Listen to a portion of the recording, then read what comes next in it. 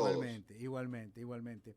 Pues sabes, Enrique, que en estos momentos de incertidumbre en la República Argentina, en el mundo, pero nosotros estamos viviendo acá, eh, te- tenemos que apelar a ustedes para que nos pongan de sobreaviso, para que nos den un entendimiento de lo que está pasando, ¿no? Porque hay veces que uno lo razona al nivel primario a un nivel de ortodoxia, es decir, esto no puede estar pasando, que se esté peleando con 60.000 muertos en la República Argentina, un presidente con un jefe de gobierno, me parece que no es imposible. Uno cuando lee que Churchill también lo hacía con la reina, con el rey, en su momento, que cada uno en el mundo se estaba peleando por cosas nimias, con cosas superfluas, en conflictos tan grandes, dice, bueno, así es el mundo, ¿no? Eh, Bueno, es una corporación. Si ves las luchas que enfrentan a los banqueros claro, o a los sindicalistas, mirá Neuquén, por ejemplo, sí, es un ejemplo de irracionalidad absoluta de todos los sectores. No tenés un solo sector que esté reaccionando con una claro, lógica de interés general. No hay reflejo defensivo. El problema es cuando un país pierde, vamos a decir, la idea de un proyecto sugestivo de vida en común. Esta era una idea que escribió Ortega en un libro famoso que se llamaba La España invertebrada.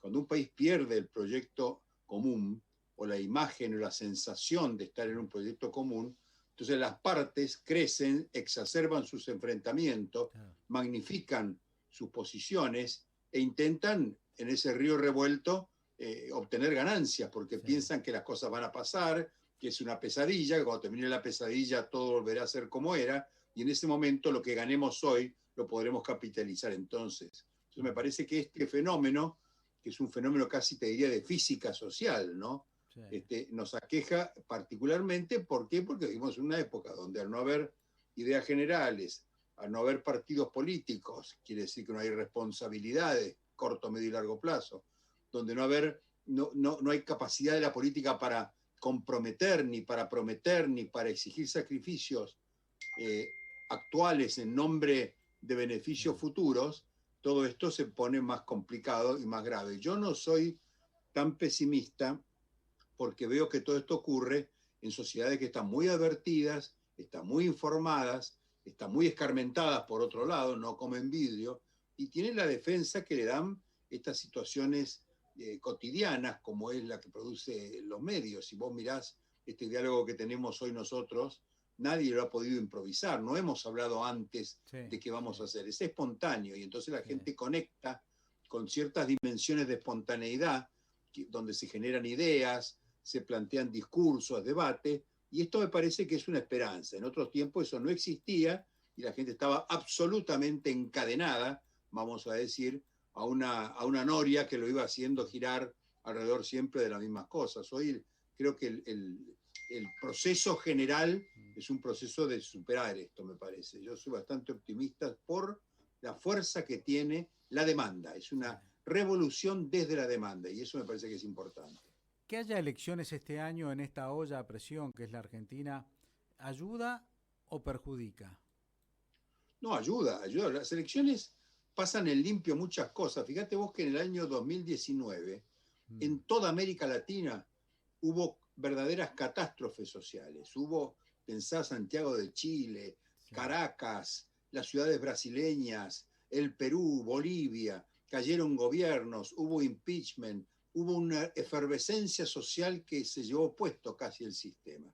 A Chile, por ejemplo, lo acorraló, terminó con años, décadas sí, de sistema de coalición y ahí están haciendo una reforma constitucional. En toda Europa, es decir, quemaron la Universidad de Hong Kong, por sí, ejemplo, sí, París. Y la Argentina, que tenía un proceso electoral, pasó esta situación, sí, porque el proceso electoral de alguna manera despresuriza, sí, a veces desagota ciertas energías, no solo porque da ilusión de que se pueden superar, sino porque compromete esfuerzos que los políticos no están en condiciones de desperdiciar, están en la elección, cabeza a cabeza. Eso, las elecciones, a mi juicio, mejoran la situación. Lo que pasa es que las elecciones, hemos visto este año, pueden producir sorpresas muy grandes. Por ejemplo, en el Ecuador mm, terminó con una cosa de la fuerza que era el gobierno. El gobierno tenía con su tesis y antítesis de Correa y el presidente, habían logrado hacer una especie de dialéctica que aseguraba que por activa o por pasiva se conservaría el poder del correísmo. Con cualquier... Pero sin embargo explotó todo. Y un señor que en la doble vuelta, que logró expresar ciertas cosas que no... Era un dirigente viejo, me hacía acordar a Alfonsín, ¿no es cierto? Que durante años peregrinó por las rutas, caminando, nadie lo miraba, ese gordito de Chascomús que venía. Y de pronto, ese tipo de figuras pasan a expresar o a representar cosas que van más allá de ellos mismos. El nuevo presidente, ¿sabes cuánto escaños tiene en el Congreso? 12%. Sí, nada. Va a tener que gobernar, porque no es como Macri o como que está empatado, o como Alberto Fernández. No, tiene el 12%. En Perú está por ganar las elecciones un candidato qué difícil, ¿no? Que se parece a Fujimori, es un educador. Fujimori era el presidente de la Conferencia Nacional de Rectores. Y había hecho un programa que se llama, precisamente de radio y de televisión, que se llamaba Concertando, que era un programa de televisión pública. Y había dado una idea diferente. Ese japonesito que había allí, que no representaba nada, era un rector universitario de la tecnológica. De pronto empezaba a expresar una cosa impresionante y derrotó a Vargas Llosa y a los grandes partidos. Bueno, este Castillo, que es también un educador, dicen que lo financia el Sendero Luminoso, pero esas campañas las quiero ver después, ¿no? Lo mismo decían de Alfonsín, la Coca-Cola. Quiero ver cómo termina. Esa acusación de ser del Sendero Luminoso me suena un poco así, más que pero más la hija de Fujimori también tiene posibilidades, porque ahora terminó siendo... Y la hija de Fujimori también, o sea que, ¿qué hay? Ahí se hizo pedazos el sistema de partido. Y además un modelo de desarrollo económico muy impresionante como el que ha tenido el Perú. Por ejemplo, la ley de arbitraje internacional del Perú ha condicionado cambios legislativos en todo el mundo. El manejo del control de cambios, de la desaparición del control de cambios, ha hecho cosas muy importantes económicamente. Sin embargo, todo eso desaparece. Pensar que los dos... Por activa o por pasiva. Los dos plantean una diversidad absoluta. Una, ir a la extrema derecha, es decir, parecido a lo que está ahora, y otro, donde estatizar todo, ¿no es cierto? Me parece que... Bueno, claro, a mí me parece que lo que pasa es que cuando estos sistemas económicos que están muy trabados y generando una especie de consenso hacia el futuro, etcétera, no tienen un correlato institucional, el riesgo es máximo, porque cuando desaparece la condición, vamos a decir, mágica del poder, y enfrente del poder la realidad de la democracia, a veces no tiene reaseguro. Acá nos pasó con la convertibilidad. Cuando cayó la convertibilidad, se llevó puesto el sistema político. Todavía estamos tratando de reconstruirlo, de lo que fue la crisis del 2001. ¿Me explico? O sea que el tema es cómo darle a los procesos económicos y sociales un correlato institucional y político acorde, proporcionado. Se hacen grandes revoluciones de tipo económico que no tienen un correlato institucional. Luego no se soportan, no son sustentables en el tiempo. Y todo lo que se buscó legislativamente para mejorar el sistema político en realidad tal vez lo empeora. Por ejemplo, la boleta única en Santa Fe. Estamos hablando para sistema político, para partidos políticos. La boleta única es muy buena porque te permite que no tengas que tener millones de fiscales, que no te roben los votos, pero el partido político pasa a segunda instancia, porque vos ves la carita del elector y si a mí me gusta esta cara o no me gusta, y no ves el partido. Por lo tanto, no tiene tanta importancia estar dentro de un partido si la carita es linda para el electorado. No, ese es un conjunto de reformas que parecen muy racionales y muy conducentes a superar vicios que están instalados en la política, pero todas ellas tienen un factor común que es una subestimación de la forma partido. Eso salen de las ONG y de una cantidad de impulsos que hay hacia la reforma que no tienen ningún compromiso con los partidos. Y yo te digo una cosa, yo no tengo ningún compromiso con los partidos y me parece que son formas políticas que habrá que superar, pero no creo que haya una democracia sin partidos. Podés ganar elecciones sin partidos, pero no podés gobernar sin partidos. sí. No podés comprometer, no podés generar consenso, no podés generar confianza, no podés sentarte en una mesa a negociar, ni a pactar, ni a acordar nada si no representás algo. Justo ¿Pero tu quiénes se nota, sentarían en la mesa del consenso? Se sentarían claro, candidatos. claro. Y la única lógica de ellos es ganar o perder. No les importa nada. No, Ju- no representan a nadie. No tienen ningún compromiso. claro, Vienen de la nada claro. y van hacia la nada. Justo el título de la nota de hoy tuya en El Cronista es El presidencialismo de coalición y su inestabilidad, ¿no? Un poco también planteando esto de partidos políticos y débiles, porque tenés que tener una coalición si no llegás a gobernar.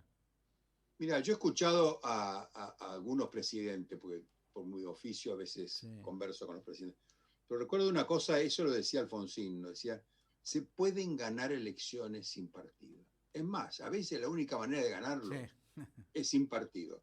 Ahora, no se puede gobernar.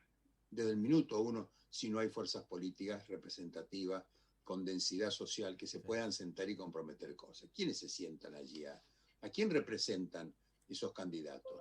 sí, Muy bien, dicen, por ejemplo, tenemos que hacer una comisión para que acompañe al gobierno y el gobierno tiene que dialogar. ¿Y quién va a sentar en esa claro, mesa? claro. ¿Va a sentar a Bullrich, a Macri, a quién? ¿A quién va a sentar? ¿A Ritondo? ¿A candidatos? ¿A Santilli? No, no lo representan, son candidatos, gente de enorme valor, inteligencia, lo que quieras. Pero ¿sabes qué? La gente tiene que, si no es como una paritaria, Claro. interminable, en el cual están los industriales de un lado y del otro lado los sindicatos, pero ninguno puede acordar nada porque ninguno representa nada, o representan los industriales a los miles y miles de pequeños y medianos empresarios que son los que hacen mover la economía, o representan los gordos de los Sí, sindicatos a los miles de trabajadores que no tienen trabajo, el 60% de jóvenes que no tienen trabajo. Entonces, ¿te das cuenta? Pierden representatividad y esa crisis de representatividad genera dificultades para hacer acuerdos estructurales.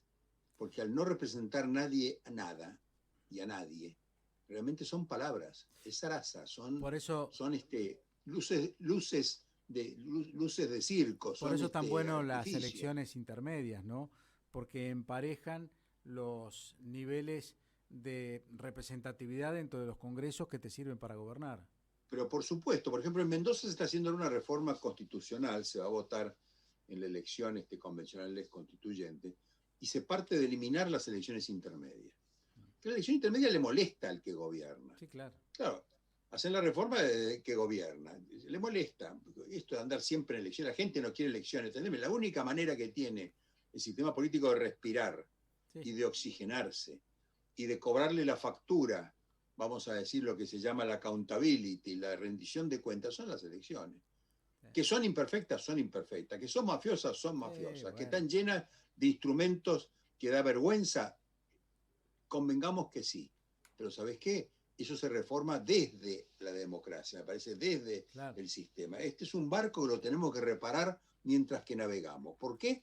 Porque no hay un puerto cerca, ni remotamente, y porque no hay ninguna posibilidad de arreglarlo de otra manera que navegando. Y tiene que hacerlo los que navegan. Fíjate Además, Santa ¿sabes Fe. qué? No hay capitán, no hay Claro. piloto. Fíjate Se murió el Santa Fe. timonel. Santa Fe no tiene elecciones intermedias de sus diputados y senadores. Por lo tanto, los 4 años de gobierno lo vas a tener con Cámara de Diputados a favor o en contra, porque para colmo, por la ley del 63, el que gana las elecciones en diputados se lleva la mayor cantidad de diputados y el que pierde una minoría. Hoy, por ejemplo, Santa Fe tiene la Cámara de Diputados en contra los 4 años y la Cámara de Senadores también. O sea, Exactamente. es Bueno, casi... son reformas que se hacen, las hacen pensando que van a estar siempre en el gobierno. Yo tuve una experiencia de gobierno allá en los años 80, precisamente con Alfonsín. Vuelvo a Alfonsín. Alfonsín porque me parece que fue una época buena Sí, sí. de reestructuración de la democracia, Sí, no por otra sí. cosa. Y a Alfonsín le llevábamos reformas, yo estaba en el Ministerio del Interior, muchas reformas, y nos agarraba, la miraba y nos la tiraba y decía, no legislen pensando que son gobierno. Cuando legislen, piensen que son oposición, Claro, piensen que hoy están aquí y mañana no estarán acá. Y entonces ahí no se van a equivocar. sí, Entonces la gente se sienta en la casa de gobierno, imagino Santa Fe o en Mendoza hoy, claro. y legisla pensando que van a estar siempre. Entonces hace un cálculo de que la Tierra es plana, Sí, que no es redonda, que no da vuelta sobre sí sí, mismo. ¿Me explico? sí, Y con eso tenés esos monstruos, porque es el sueño de la razón, decía Goya, produce monstruos. Y el monstruo sí. ese es un sistema que no tiene sustentabilidad, que no puede caminar, no puede funcionar, no puede volar, y tiene que caminar, tiene que funcionar y tiene que volar, y no puede. ¿A vos te parece que, mira lo que te estoy preguntando, ¿no? Años luz era que pasado esta etapa de pandemia y elecciones, que digo pandemia en el sentido de que ya la vacunación esté a un nivel en la cual uno se pueda estar olvidando y siendo más normal, aunque tenga barbijo, que tenga que seguir cuidando, eh, se va a poder ver este gobierno en otra dimensión, en otra magnitud y no en la que lo estamos viendo. Bueno, es posible que hagamos cuenta. Nosotros hemos recuperado muchos gobiernos. La Argentina recuperó, por ejemplo, a Frondizi. Vos no sabés lo que era, Mm, yo por edad viví esas épocas. Lo que era el gobierno de Ilia. El gobierno de Ilia fue escupido por la sí, sociedad, era una cosa sí, tremenda, las burlas, todo. ¿Y cómo se ha recuperado? El gobierno de Frondizi sí, se recuperó. Creo que se está recuperando, fíjate vos, el gobierno de Menem en muchísimos sí, aspectos. sí, sí. Entonces, hay una lógica en esto, Perón la decía, los que me siguieron fueron mucho peores, digamos, Sí. pero hay una lógica que hace que los balances no se pueden hacer inmediatamente. Hay que ver, ahora, ¿qué agregará este gobierno? No lo sé, porque la verdad que la condición es tan excepcional, Claro. es tan fuerte el paréntesis, me cuesta identificar un aspecto en el cual hay algo que esté funcionando, pero me parece que esto es inmediato, no sabemos qué va a pasar después de las elecciones, quién vendrá, qué. Yo sería cauto, el juicio histórico siempre hay que hacerlo con prudencia, y pongo el ejemplo de Ilia o pongo el ejemplo de Frondizi, que hoy son considerados como estadistas, y hay que ver lo que era en el momento en que gobernaban. Muchísimas gracias. Te agradezco mucho que estés con nosotros. Gracias, Gustavo. Buenos días a todos.